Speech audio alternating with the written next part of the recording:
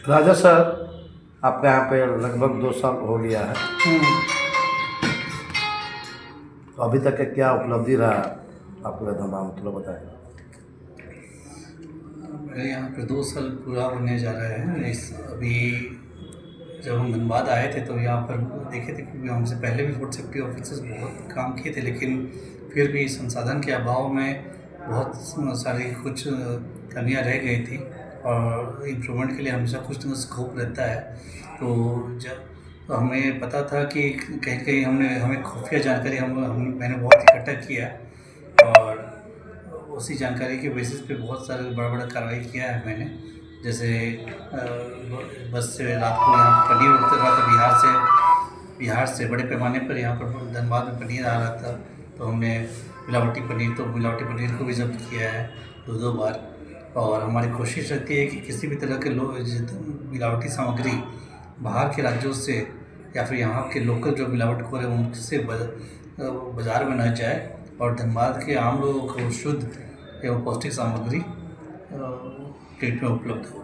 इसके लिए मैं और मेरा विभाग और जिला प्रशासन पूरा कोशिश कर रहा है। अभी हाल में 15 दिन पहले बुंदेला बस में क्या घी सामग्री मिला था, उस पर कुछ बोले। बुंदेला बस का भी हमें जो इनपुट मिला था कि दोबारा पनीर आना शुरू हो गया है बिहार के जो विभिन्न जिलों से, तो इसलिए हमने रात को फिर रेकी किया और जब उसकी पुष्टि हुई तो हमने कार्रवाई किया।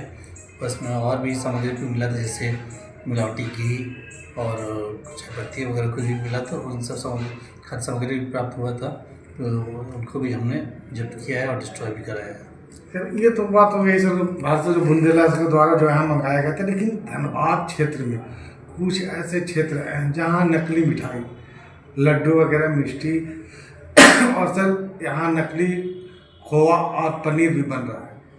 इसके लिए आपका विभाग क्या कर रहा है? कि हमारे पास समय जैसे भी इनपुट आता है तो हम उस पर तुरंत कार्रवाई करते हैं।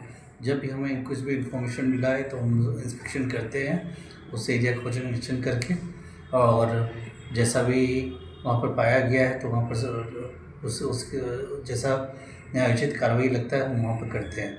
इस बाबत जब भी कोई भी इनपुट मिलेगा तो उस पर कार्रवाई करेंगे। सर, इसके लिए आम जनता को क्या सजग करेंगे सर? जो नकली मिठाई, नकली सामान के कारण जो तरह तरह की बीमारियां हो रही है, आम जनता से क्या कुछ कहना चाहेंगे सर? देखिए, कंज्यूमर का जागरूक होना सबसे ज़्यादा ज़रूरी है। तो अगर कंज्यूमर जागरूक हो जाएगा तो हमें बहुत सहयोग मिलेगा मिलावट के खिलाफ जंग लड़ने में।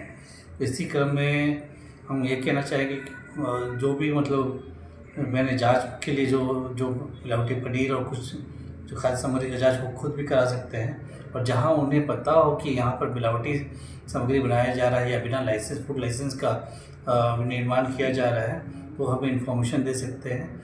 और जिस खाद्य सामग्री में उन्हें शक है वो जांच के लिए हमारे पास ला सकते हैं, और जैसा होगा उसके हिसाब से जैसा रिपोर्ट आएगा हम उसके हिसाब से कार्रवाई करेंगे। सर, ये प्रेरणा आपको कहाँ से मिला सर?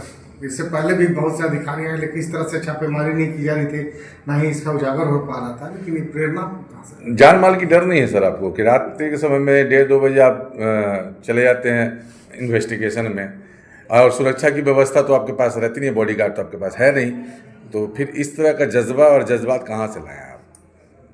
देखिए, जब इरादा नेक हो तो फिर डिटर्मिनेशन स्ट्रांग हो ही जाता है, और फिर उसके बाद जो हमें करना होता है वो हम करके ही रहते हैं। तो रिस्क रहता है, लेकिन वो प्रशासन से भी बहुत सहयोग प्राप्त होता है हमें, और सभी लोग चाहते हैं कि सभी लोग यहाँ पर कंज्यूमर है, चाहे एक आम नागरिक हो या जिला प्रशासन में पुलिस पदाधिकारी हो, चाहे कोई भी पदाधिकारी हो, वो भी कंज्यूमर है। अगर मिलावटी सामग्री अगर आम लोगों को मिल रहा है तो हमें भी मिल रहा है सही है खाने को। तो इसलिए ये सब कुछ चाहते हैं कि मिलावट के खिलाफ जो जंग है उसमें सब कोई सहयोग करते ही है। सर, अपना परिचय दें। मेरा नाम doctor Raja Kumar, food safety officer Dhanbad और गिरिडीह। धन्यवाद सर। तुम्हारी